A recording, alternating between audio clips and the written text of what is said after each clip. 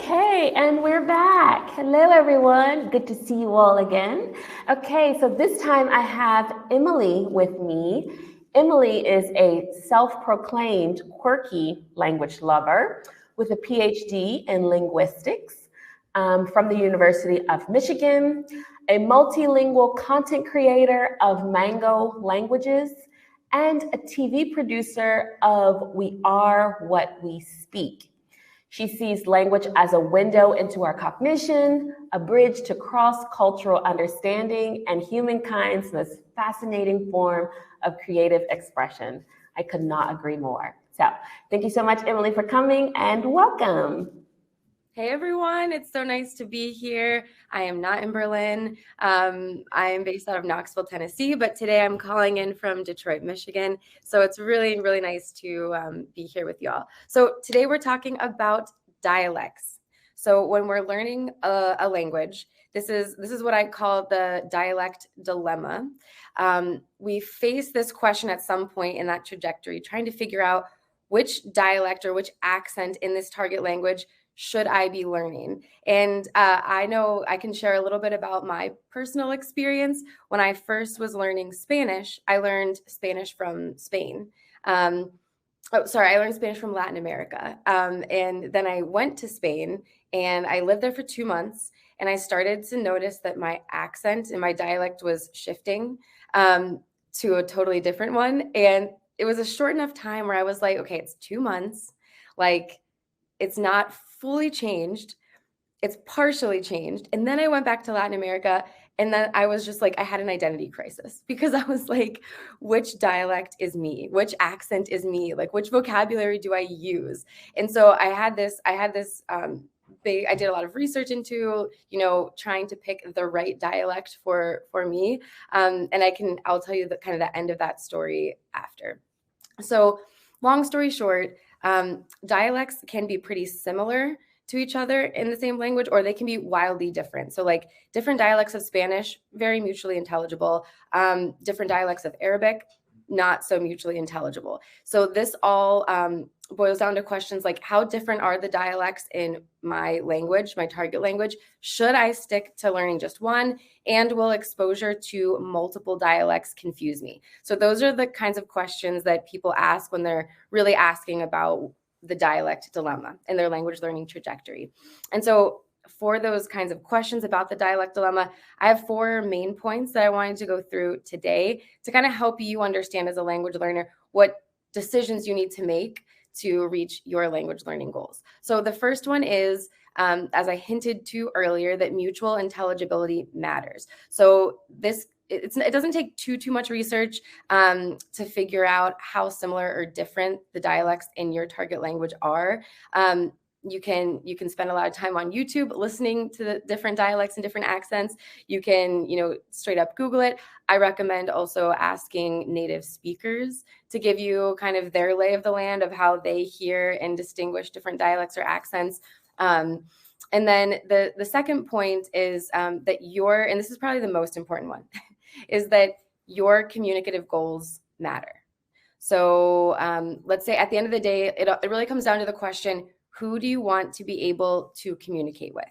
So if your communicative goals are broad and general, then it's probably best that you focus on one of the most widely understood dialects of a language, and then pick up dialectal features as they become useful to you.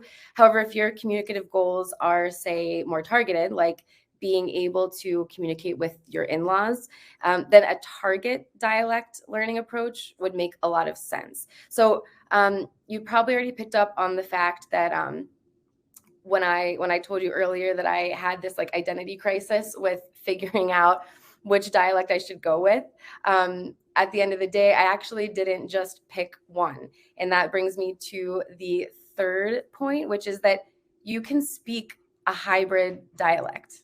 It is great. It is okay. You don't need to speak a quote unquote pure or, cohesive dialect and sound like you're, exactly from this one part of the world. And that is the only accent and dialect you have. Absolutely not. That's a very constraining way to try and learn a language. So a lot of language learners do, though, make this mistake of thinking that in order to sound fluent in a language, they need to have a pure or native-like accent. But here's the deal. Unless you're training to be an international spy with a very specific backstory, having a hybrid dialect is totally fine and actually quite normal. Like even in our native languages, I now have a hybrid dialect, a hybrid accent in English. I grew up in Pittsburgh in the US. I have lived in Michigan. Now I live in the South. I have learned other languages, met a bunch of people with different, personalities and ways of, expressing themselves with language. So I no longer think of myself, my 10-year-old self might have said, yeah, I sound like a Pittsburgher and like that's my dialect, but now it's totally different. And so our second and our third and our fourth and our fifth languages are no different. But sometimes we expect that they should be for some reason. And so that really all that matters, long story short, is being able to communicate and be understood. So if you're doing that, you are succeeding. And just like a little plug here, like long story short, dialectal diversity is a beautiful thing. So just embrace it. It's like part of your unique language learner identity. Okay, and then the last point, and this is kind of like the nerdiest point, but it's also a very reassuring point for a language learner. Dialectal diversity can actually facilitate learning. So if you recall that one of the first questions that I had asked, that I said people tend to ask when they're thinking about the dialect dilemma, is they ask, will exposure to multiple dialects or multiple accents in the target language confuse me? Now, the answer is a little bit complex. In some ways, it can confuse you, yes, but in the short term. Now, in the long term, it can also help you learn more effectively. So when you're a beginner in the language, it might make sense to pick and stick to one dialect so that you learn, form function mapping, one word, one concept. You don't have to sift through multiple words as you're trying to come up with sentences. That's a really good approach for a beginner. But once you're hitting that intermediate plateau and you want to break through to the more advanced, it really does help to get exposure from different dialects. And there's actually reasons from cognitive science research why we know this is true. So exposure to variety in our input actually helps us learn better. And so that, I mean, in terms of like the grammar, the vocabulary, and especially pronunciation. So a good example of this that I think is a good metaphor is in Korean. When I learned Korean, I was reading a lot of Korean textbooks, we had like one Korean textbook. So it was all in the same font, all of the orthography, all of the text was the same font. So there was like no variation in how I was seeing the letters being written. And I realized that as I started to look at people handwriting with very different, styles, and even seeing my own handwriting, which was different than other people's, I started to figure out like what the key elements of making these letters were. So the diversity in the input actually does help you in the long term. And so that can be a consolation to some folks who are like, oh, okay, I'm learning, Levantine Arabic, but then this Egyptian, Arabic speaker just said some things. Should I like close my ears so I don't get confused? Or like if you're learning, Quebec French and you hear someone from Paris, you're like, oh gosh, is this going to mess me up? No, it'll just give you more information. And, even if you're not realizing it at a subconscious level, you're picking up these really cool features that you're going to be able to incorporate later. So last thing, so those are the 4 points. I'll go over them one more time. So if you're worried about the dialect dilemma, which dialect or accent should I stick with? Will multiple dialects confuse me? The 4 things I'd like you to remember from this are that 1, the mutual intelligibility of your target language dialects matters. So how similar are they to each other? 2, like I said, almost the most important point is that your communicative goals matter. So, if you have a targeted reason for learning the language, stick to that targeted dialect approach and never look back. But if you're kind of just doing it for fun and you want to explore, enjoy, exploring some other dialects. The point number 3 was that you can speak a hybrid dialect and nothing will go wrong. It's a beautiful thing, and we all speak hybrid dialects in our native languages anyway. So relief, yourself of that pressure. And then the fourth point was dialectal diversity can actually facilitate your learning to a degree. Now that last point, of course, like if the dialects are so different, they're almost different languages, yes, it will be more confusing, but within reason, right? And so that was all for me today, guys. I wish you the best of luck in all of your language learning endeavors. And if you ever have any questions about the dialect dilemma, let me know. And I would love to talk language research with you and just learn about the languages that you're learning. Thanks, Emily. That was great. Super interesting. And actually, I also have a little bit of a dialectical diverse dialect because I'm from Virginia and Alabama. And so even though they're both sort of southern states, they have very different dialects. And I probably have a pretty neutral accent also because I'm an English teacher. But people are always like, I can, every now and then with some words, I can hear that you are actually Southern. I'm like, yeah, depending on like, you know, how comfortable I am and whether I've had a couple of glasses of wine or not, that can definitely have me sort of slide back into a more of a Southern drawl. That's so really we actually have, I'm sorry? That's really funny, Danielle, because there's, it can be like, yeah, if you're a little bit tipsy, it can come out. There's also a lot of research into the fact that if you're getting into like a topic that reminds you of your like home. So like I have a friend who ended up living, she grew up in the South and then she moved to the north of the US. And then every time she talks about the phrase like high school reunion, it comes out so Southern and she can't do anything about it because she just has this association, like she's back there and her like native dialect comes out. Yeah. Yeah, absolutely. Anytime I talk about my family, I will slide right into the Southern drawl. Very good. But we actually have quite a few questions, so I want to make sure I get to those. So someone asked, for language, deglossic languages like Arabic, dialects can be mutually unintelligible. Do you recommend picking a dialect up front in case like this, or working on them all? That's a good question. Yeah, no. Yeah, absolutely. So that's a really good question. That goes to the point number one, which is that the mutual intelligibility matters. So we often like to think that the languages that have names for linguistic reasons, like Arabic. Oh, they're all called Arabic. They should be similar. But oftentimes the reason that we name group languages and dialects the way that we do isn't for actual linguistic reasons. It's for like social, political, religious reasons. Okay. And so yeah, don't be, persuaded by just the name that, oh, these are all so similar. I should actually look into how mutually intelligible they are, because like I said, like Levantine Arabic and Egyptian Arabic are so different that like they are, some people might even think of them as like different languages because they get to a point where they're hard to understand. So for those languages, I would absolutely pick one to start with. Okay. And I honestly recommend that for a lot of beginners, to pick one so that they don't get overwhelmed with the ambiguity. Yeah, for Arabic, I would definitely pick one. And if you're looking for one for Arabic, I haven't learned Arabic, but a friend of mine has suggested that Levantine is the best, just because it covers a wider swath if you don't have a targeted goal for like traveling to Egypt or something like that. Okay, makes sense. All right, thank you for that. Next, when you come across someone who speaks a different dialect, do you adjust your speech to theirs or stick to your preferred dialect? This is such a good question.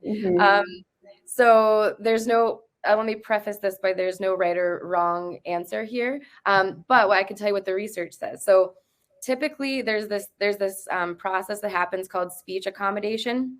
So typically, if I'm, maybe now that you and I, Danielle, are talking, our dialects are kind of similar. There might be like words that you use or like a certain flavor that you have, or, there might be some differences. And if I like you, which I do, I might start to pick those up over time. Now, if we didn't like each other, I might distance myself from you. And this isn't a conscious process. It happens subconsciously. So there's been a lot of linguistic research into this. And I would invite you to watch The Fresh Prince of Bel-Air. There's an episode where the father, who is American, he's an American English speaker. They have a British friend come to visit them for like a week, and he just keeps speaking in a British accent because he's around this person that he likes and he kind of admires, and he's not doing it on purpose. And they exaggerate it, but this really happens all the time.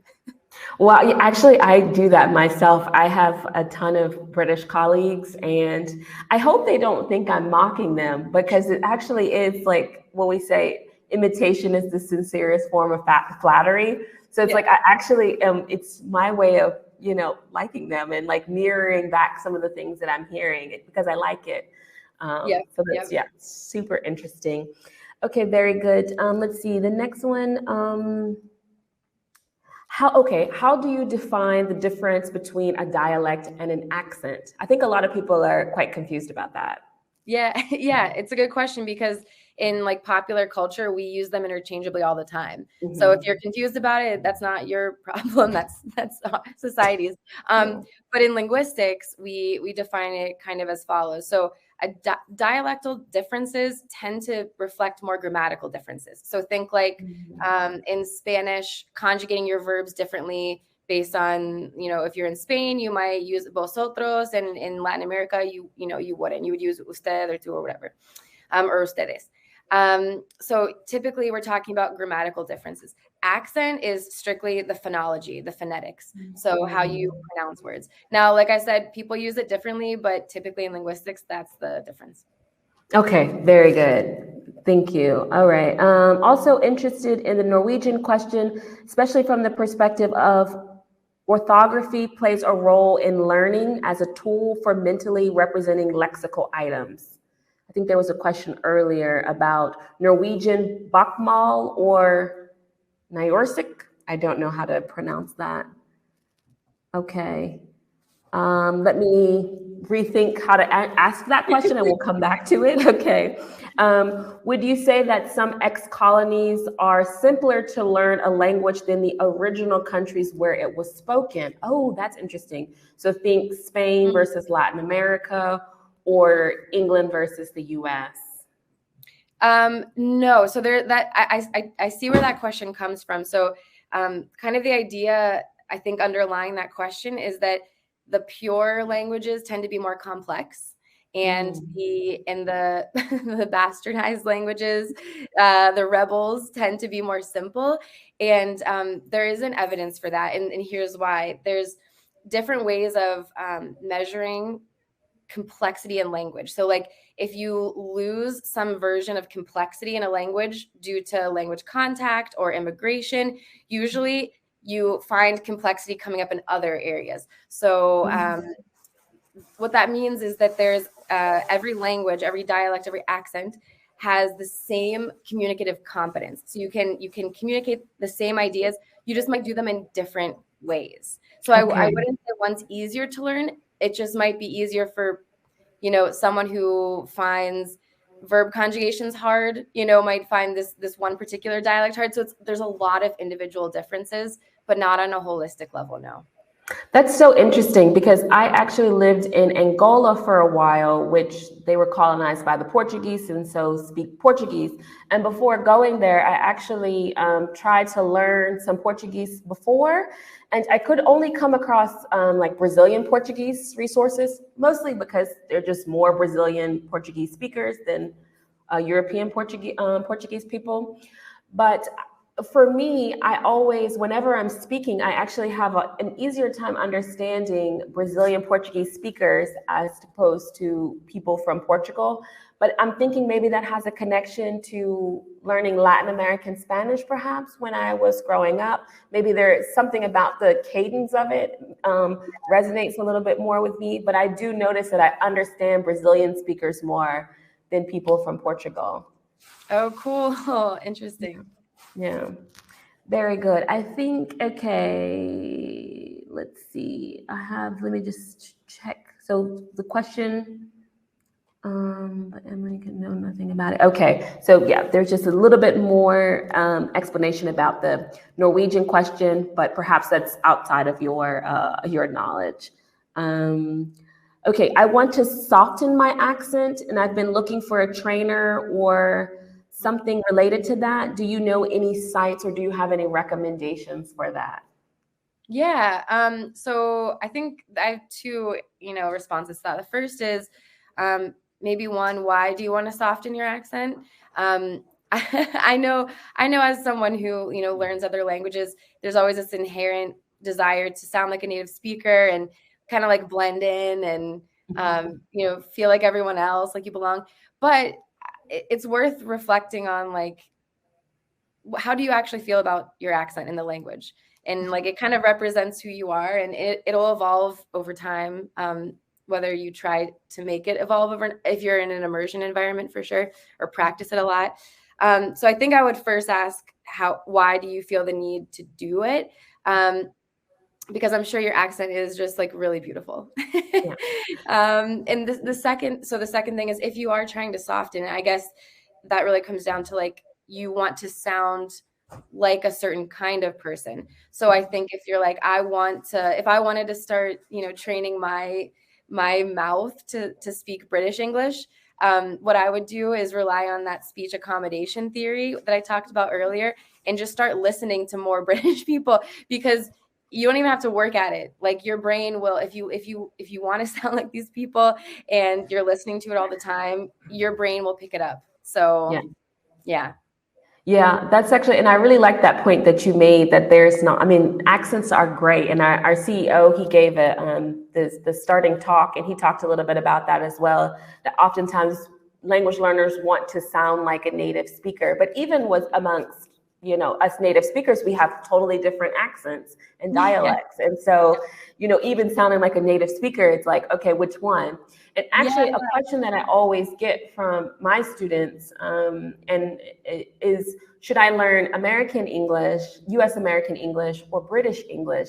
And I always find that question quite interesting because, I mean, they're both English. We literally speak the same language, but it's just different dialects. But I guess, back to your earlier point, is that it's really about what the intention of learning it is. But what I actually tell them is also, you want to make sure that you actually get exposed to as many different dialects as you can, because that actually is the thing that kind of helps you learn the language a little bit more and the complexities of it. I did not know that it actually helped you learn the grammar more. So that was very interesting for me. Yeah. Yeah, very good. Let's see, make sure I answered all the questions. I think that is it. We had somebody say that they wanted to learn a dialect to possibly become a spy, an international spy. So, very cool. Yeah, me too. Well, maybe now you shouldn't, since you told us you're gonna do it. Yeah. We're gonna be on to you. Yeah. All right. Thank you so much for that, Emily. That was really, really great and super interesting. I'm just gonna look one more time to make sure that we got all the questions, but I think that might be it. Awesome. Thanks so much. Oh, wait, sorry. One more question. What is the hardest dialect to learn? Oh, in English? I wonder if they mean in English. I'm not sure. Yeah. So this goes back to the same point I made earlier, where, like, there's no holistic answer to that, because it all comes down to individual differences. Like, if you like, think about if you had a speech impediment, and then the one dialect tends to use the sound a lot, and you can't do that, that's harder for you. So there's just so many different individual factors that can go into that. Yeah. Yeah, for sure. Okay, well, we'll go ahead and stop there. So thank you so much, Emily. That was super interesting. Thanks Thank for you. having me. Yeah, and so for everyone else, we'll be moving on to the next speaker in about 5 minutes. So I will see you then. All right. Thanks, everyone. Have a good rest of your day.